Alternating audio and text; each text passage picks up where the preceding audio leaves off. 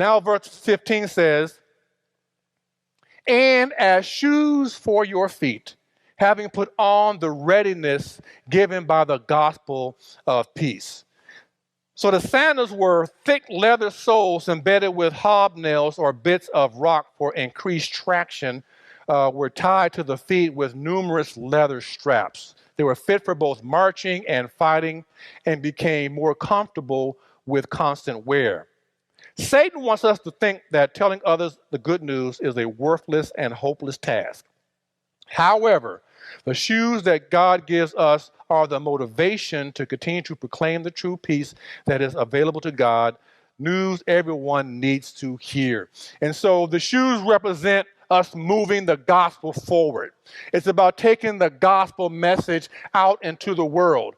And the one thing that I learned, because I spent 10 years on the streets doing evangelism, and where it says, become more comfortable with constant wear, when you are out witnessing or telling others about Christ, it strengthens your faith in the gospel.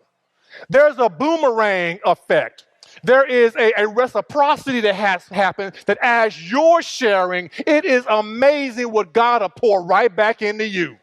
And so the more you do it, and they have those like little cleats on the bottom of their shoes, so you gain more traction. Your faith begins to grow. You grow spiritually. You grow more bold. And so those shoes are about us going out and being prepared to share the gospel of peace, the good news of Jesus Christ. Romans 10:15 says, and how are they to preach unless they are sent? So that's why you see this analogy of shoes. As it is written, how beautiful are the feet of those who preach the good news. That word beautiful means seasonable or timely. So whenever you bring a word to somebody, whenever you bring the gospel, I guarantee you it's right on time. I don't know what they're going through or what's happening. Every time you preach the gospel, it is always on time.